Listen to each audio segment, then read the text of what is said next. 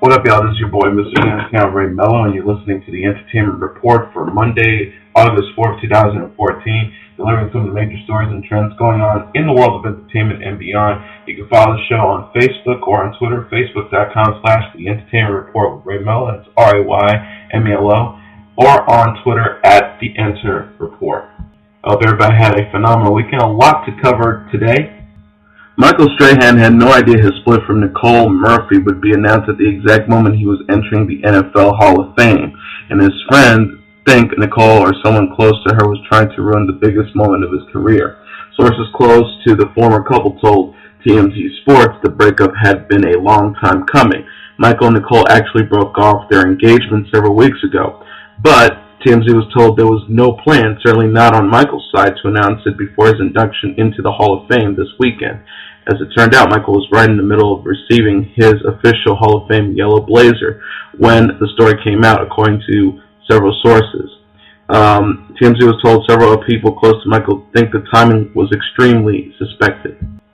As for whether it upset Strahan's Hall of Fame festivities, TMZ told he celebrated his Saturday night induction deep into Sunday morning. He also opened his speech by saying, "This has been the best weekend of my life." TMZ reached out to the reps for Michael and Nicole. So far, no word back. Beyonce raps about the elevator fight and provides insight into her marriage to Jay-Z. On Monday, Beyonce dropped a remix for her song Flawless with Nicki Minaj, and early in the track it says, "We escalated up in this bitch like elevators. Of course, sometimes shit goes down when it's $1 billion on the elevator." So this is the theory according to several reports. Beyonce and Jay-Z's worth between $900 million and $1 billion. So when she says, of course, sometimes shit goes down when it's $1 billion on the elevator, could mean there's $1 billion on the line and they were arguing over something related to the heart of the marriage. Now, in a related story, the powerful couple secretly attended a private event last week, and it's significant because it's the most authentic evidence so far that they're still very much a couple. Jay-Z's mother, Gloria Carter, threw a shindig to celebrate the opening of her new restaurant, Diamonds and the Rough in New Jersey. Jay-Z and Beyonce showed up at 7 p.m. last Saturday for the ribbon cutting and champagne toast and stayed 15 minutes. TMZ sent some paparazzi up there, and they say Beyonce and Gloria hugged and laughed. But here's the thing, there's no photographs at the event. TMZ got a pic, so it seems there was no grandstanding on Beyonce or Jay-Z's part to look like a happy couple.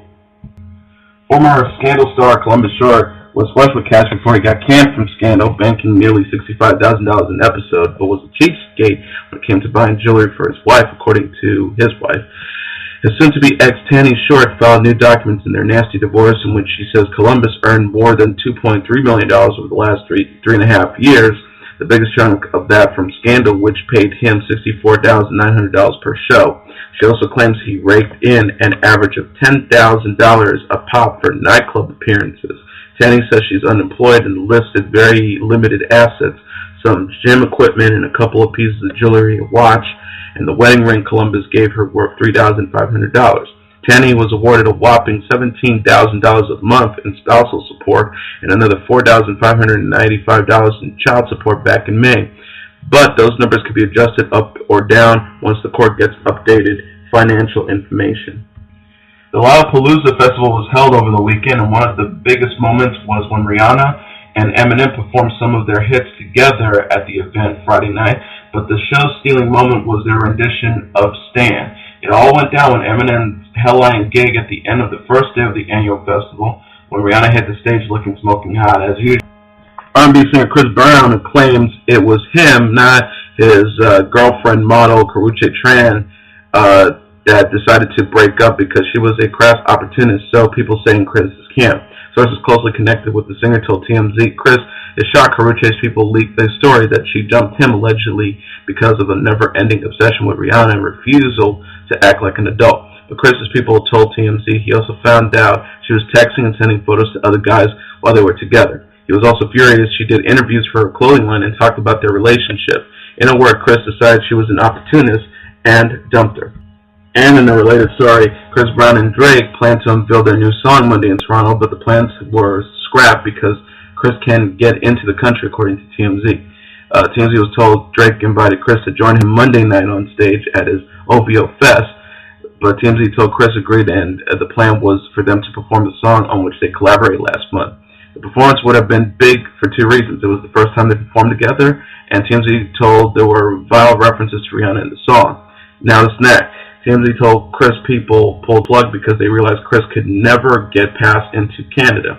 The country has close to a zero-tolerance policy when it comes to letting criminals in, and Chris has not only been convicted of a crime, he copped to a violent felony. TMZ told he broke the news to Chris. Any attempt to make the concert would be fertile. And now here's the latest on the feud between Pirates of the Caribbean star Orlando Bloom and pop singer Justin Bieber. Kanye West, Justin Bieber, and Kim Kardashian partied their faces off Friday night in Ibiza, while Orlando Bloom reportedly was shut out of all the fun. It was the best for Givenchy's fashion designer Riccardo Tisci, also attended by Diddy, Academy Award-winning actor Jared Leto, and Kate Moss. Kanye even performed some of his songs, including Black Skinhead. Bloom arrived once Bieber was already inside, but according to sources, Bieber's people put the screws on the organizers to keep Orlando out. The actor never got inside. In a related story, Bieber was photographed hooking up with Miss July 2013 and Australian model Elisa Aker on Thursday night. TMZ sources says she and Justin met on Wednesday and ended up hanging out on the same yacht. Funny how things happen in Ibiza. 22-year-old Elisa is signed with Wilhelmina LA, and TMZ was told she hit it off with Justin almost immediately, but it's nothing serious just yet. As one source put it, they're just having fun. Alright, back home, Justin Bieber's manager, Scooter Braun, turned tables in Bieber's deposition, attacking the photographer's lawyer for making a shameless fame grab. Scooter was being disposed by the lawyer for a photographer who accused Bieber's bodyguards of beating him. Seems he got hold of the transcript, and it's pretty epic. As the cameras train on Scooter, he turns the tables, asking the photographer's lawyer, "Why is the camera not on you and only on me?" Scooter then looked at his lawyer and says, "I think it's better if it's on him too, because then his voice is not the only thing that's famous. He can be famous with his face too." In another exchange, Scooter blows off a technical question, sarcastically saying, "I'm not a lawyer, so I don't know what is public or what is sealed. I like to watch a lot of Law and Order, and I'm a huge fan of Jack McCoy, but I don't know if what he does is actual law or just the stuff I watch on TV." Then Scooter accused the photographer's lawyer of leaking Justin's video disposition, saying it was entertaining, which you provided to TMZ. Over in Ibiza, Zac Efron, who was partying in a bar in Ibiza with Michelle Rodriguez, is now only back on the bottle. TMZ told he was never off it. Zac has had big issues with substance abuse, going to rehab twice last year for cocaine addiction. TMZ told he's also a big drinker. People involved in Zac's life told TMZ his biggest problem is that he always believes he has the ability to stop. As one source says, he'll stop cold for 3 or 4 days when he has to work, and then he's back. It's no secret Zac likes to party. TMZ told he was climbing the walls just before his various projects end, waiting for the moment he doesn't have to show up for work in the morning so he can party hard. Here's the good and the bad. The good, Zac's younger brother Dylan is a big influence on him. TMZ told Dylan has counseled him about the importance of sobriety, and Zac doesn't blow him off. The bad, Zac is 26 and he's acting like an 18-year-old. The way it was put to TMZ, quote, when Zac was 18 and 19, when most kids go crazy, he was kept on a short leash, also known as Vanessa Hudgens, who was his ex-girlfriend. When they broke up, he went off the rails. Actor Anwan Glover was beaten and stabbed at a Washington D.C. nightclub during the early hours of Sunday morning, the Washington Post reports. Glover, most known for his role as gang member Slim Charles on HBO's The Wire, was in Club Asia when someone reportedly punched him and another attacker hit him in the back of the head. According to a police report obtained by the Post, Glover then fell to the ground on the wet floor and claimed to have been kicked multiple times before hearing someone yell, "He has a knife," and feeling a sharp pain in his side. The actor who also appeared in 12 Years a Slave and is in the Go-Go band, Backyard Band, was reportedly treated for a laceration in his right side at George Washington University Hospital. Multiple sources report that his condition was unknown as of Sunday afternoon, though the Baltimore Sun reports that his injuries were not life-threatening. According to the Post, Glover has been active in anti-violence campaigns. He was reportedly shot 13 times while growing up, while his brother was shot and killed in D.C., and even Glover's own son was hurt during a shooting at a party just 3 years earlier. We wish Anwan Glover a healthy and speedy recovery. Party down south, producers are scrambling to fill a giant hole. TMZ has learned Lil Bit, one of the show's biggest stars, has quit and has nothing to do with money. Sources close to Taylor, Little Bit Right, says she told producers she's quitting because she fears for her safety with all the craziness that's going on in the house. TMZ also was told she also had strong religious beliefs and feels the show undermines her relationship with Jesus. The rest of the cast has already signed contracts to return for season 3, and TMZ told producers are furious to have replaced Albania. But it's like having to find a new Snooki at the height of Jersey Shore's popularity. Little Bit thinks producers are floating it out that she's holding out for a big payday, but we're told she wouldn't do the show again for $1 million. A source close to the show told TMZ producers feel they have a great cast in place and are confident the show will be just fine. Congratulations to Curbing Enthusiasm star Cheryl Hines. She tied knot with Robert F. Kennedy Jr. in Hyannisport Saturday, and her Curbing Enthusiasm co-star Larry David was among those in front and center. Other attendees included Julia Louis-Dreyfus, Kevin Nealon, Jeremy Sisto, Ed Begley Jr., and Natasha Bedingfield. The couple wed at the famed Kennedy compound. The reception was thrown at Teddy's place on the estate. It is the second marriage for Hines and the third for RFK Jr. Congratulations to Mr. and Mrs. Kennedy. NBC and Bravo got together with major cruise lines and ripped off the idea for a Top Chef special from 3 producers who are now suing the networks and crime racism, is according to a new lawsuit. According to the court documents, the accusers pitched a reality show called Walk the Plank to Royal Caribbean Cruise Lines and Celebrity Cruise Lines. 13 chefs would compete against each other on a cruise ship, with the winner becoming the ship's executive chef.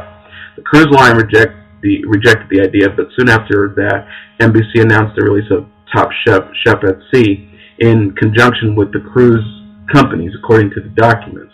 The producers said that they especially galled by the alleged screw-up because they say NBC's networks have an agreement with the National African American Leadership Organization to increase diversity. NBC hasn't responded to a call for a comment. The producers not only state in the documents that 2 of them are African American, they added that even though the third producer is not, she is married to a black man. Sad news. American Idol finalist Michael Johns died Friday at the age of 35. The singer's death was caused by a blood clot in his ankle. Sources told TMZ he had twisted his ankle earlier, was in great amount of pain. People close to Johns tell TMZ it appears the ankle injury triggered the clot. They were told he died in his sleep. The singer placed 8th in season 7, which was in 2008. Following his exit from the show, he continued to record music. He recorded an album, Hold Back to My Heart, in 2009. He also did a tremendous amount of charity work with former executive producer Nigel Lithgow. Lithgow told TMZ he was a great talent and a dear friend. My boys and I are devastated. Johns was married to Stacey Ruderis.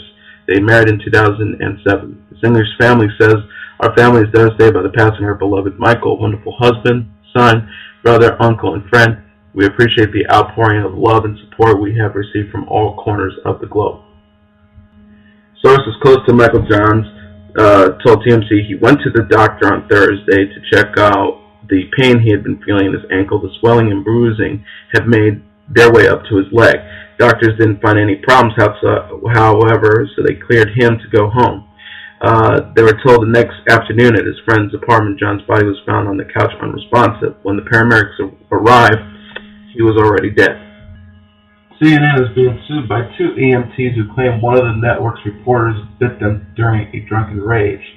Arwa Damon, the Beirut-based senior international correspondent for CNN, was in the U.S. Embassy in Baghdad back in July. According to a lawsuit obtained by TMZ, she became seriously intoxicated and became unruly and violent.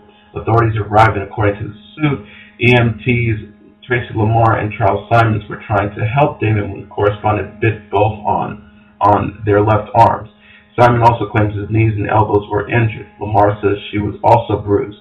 The suit claims while the EMTs were providing assistance, Damon played the famous card saying she was a major reporter for CNN.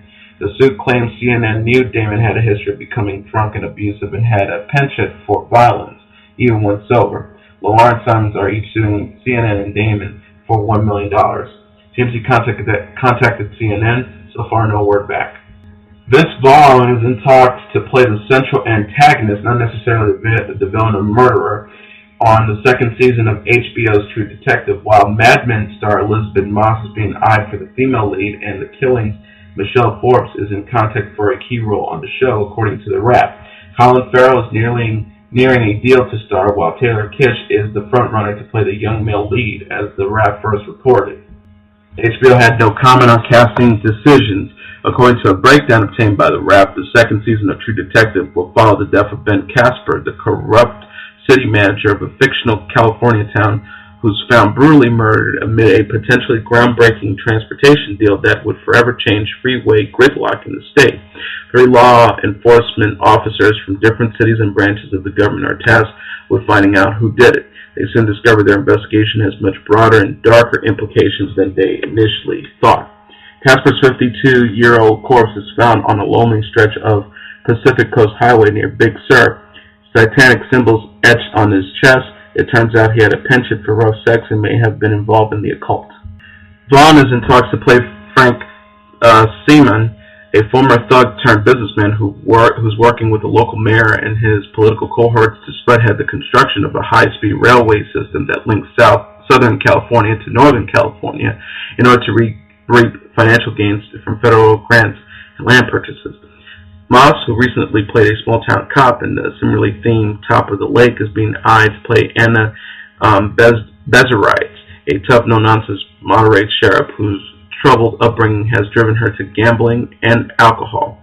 Farrell is nearing a deal to play Ray Velcoro, who has been damaged by years of turmoil in both his personal and professional lives. Kitsch is angling for the role of Paul Woodruff, a handsome 28-year-old military veteran who has seen his own share of violence and destruction. Forbes, who starred on the first season of The Killing, has been rumored for a part on True Detective. And it's possible she could play either Farrell's ex-wife, a survivor of sexual assault, or Vaughan's charming but mercutio wife. The Wrap previously reported that the second season of True Detective would feature 3 leads, 2 men and 1 woman, while series producer Nick Pizzolatto said there will be 4 leads. While the 3 investigators are clearly the leads, it is understandable why Pizzolatto often refers to the season's primary antagonist as 4th lead. He was writing the role with movie star Vaughan in mind, which explains the discrepancy in semantics. Pizzolatto is still fine-tuning the script as HBO searches for multiple directors to tackle the second season. Kerry Funkanagwa directed every episode of the first season, but HBO does not expect the filmmaker to commit the entire second season and is looking to hire several directors for multiple episodes, possibly 2 or 3 apiece. Andrew Dominic was one of the filmmakers that HBO is rumored to have approached, but it's believed he's too busy prepping the Marilyn Monroe movie Blondie, which will star Jessica Chastain, who already passed on the female lead in True Detective. Vaughan has been looking to do something darker than his typical comedy flair, and True Detective certainly fits the bill. Thanks to the hit Gravity, Academy Award-winning actress Sandra Bullock was named the highest-paid actress of the year, according to Forbes.com, who released their annual rankings on Monday. Bullock made an estimated $51 million between June 2013 and June 2014. The unexpected box office surprise of Alfonso Cuarón's Oscar-winning space thriller allowed Bullock to jump from number 7 on the Forbes list last year to number 1. Bullock is followed by Jennifer Lawrence, who made approximately $34 million thanks to The Hunger Games and her endorsement deal with Dior, while Jennifer Aniston made $31 million with hefty back-end deals for hits like We're the Millers and endorsement deals with companies like Aviano to land at number 3. Gwyneth Paltrow landed at number 4 with $19 million, while last year's highest-paid actress Angelina Jolie came in 5th, tied with Cameron Diaz. Both actresses made about $18 million. To calculate their rankings, Forbes contacted agents, producers, lawyers, and other in-the-known folks for their assessment. They did not deduct for taxes, agent fees, or the other costs of being a celebrity. Forbes' annual ranking also found that women are still making much less than their male counterparts. While Forbes' top 10 highest-paid actors, led by Robert Downey Jr., made $419 million combined, the top 10 actresses made just over half that combined, about $226 million.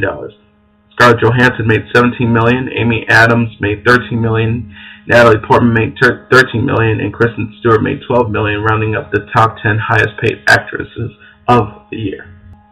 The Big Bang Theory stars Jim Parsons, Johnny Galecki, and Kaley Cuoco have signed hugely lucrative new 3-year deals following a standoff that delayed table reads for the sitcom's upcoming 8th season. All three will receive about $1 million per episode, up from $350,000 per episode, a person familiar with the negotiations told The Wrap. The deals are worth an estimated $90 million for each of the stars over the next 3 seasons. The deal also leaves open the possibility of an 11th season. All three will receive production deals, the details of which are still being worked out, and their ownership of the show will increase from 0.25% to at least a point each. Series co-stars Simon Helberg and Kunal Nayyar are still hammering out their own deals for the series, which has been renewed through 2017 by CBS. Production on the upcoming season, scheduled to premiere September 22nd, has been scheduled to begin July 30th, but was delayed by the negotiations. Production is now expected to begin on Wednesday. Warner Brothers Television, which produces the series, CBS, and representatives for the actors declined to comment to The Wrap. The series has been a ratings giant for CBS, standing as the network's top-rated program in the 18 to 49 demographic, most important to advertisers. As for last fall, it commanded $326,260 per 30-second advertising spots, the most of any programming outside of NFL games. Deadlines first reported the new deals. Former Nickelodeon star Keke Palmer will be taking on the lead role as Cinderella in the Broadway show Rodgers and Hammerstein's Cinderella, becoming the first black Cinderella on the Great White Hope.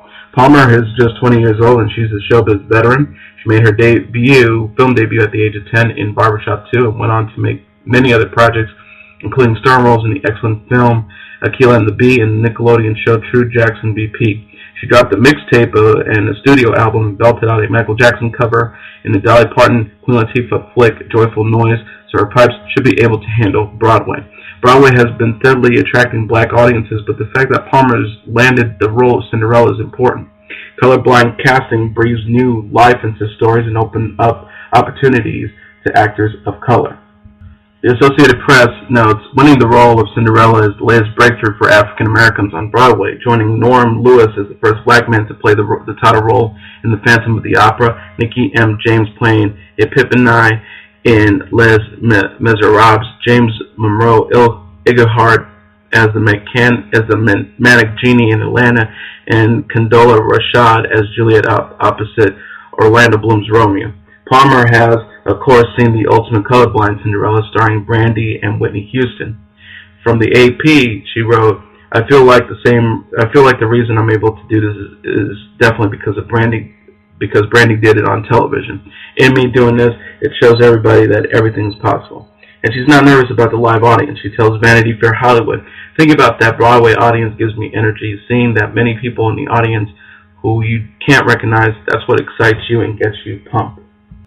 Earlier this year, Palmer made history by being the youngest talk show host ever on TV. It's not enough to say this young lady is on a roll. She seems poised for sheer dominance.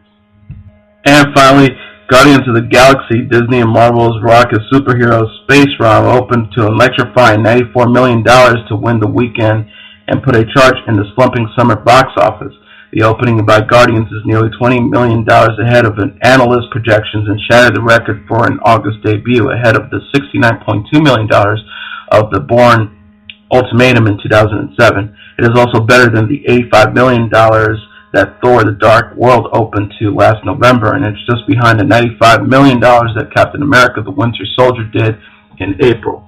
With Guardians leading the way, the top 10 films delivered roughly $170 million. That's well ahead of the $118 million at the same weekend total last summer. It doesn't save the summer. The season is running roughly 20% behind last year's record-breaking totals, but it reverses the momentum after a nearly 2 months run of down weekends. The base of Marvel fans, no doubt mobilized by last week's Comic-Con, turned out and delivered $11.2 million at Thursday's early screening. That led to a $37.8 million Friday that ignited the weekend.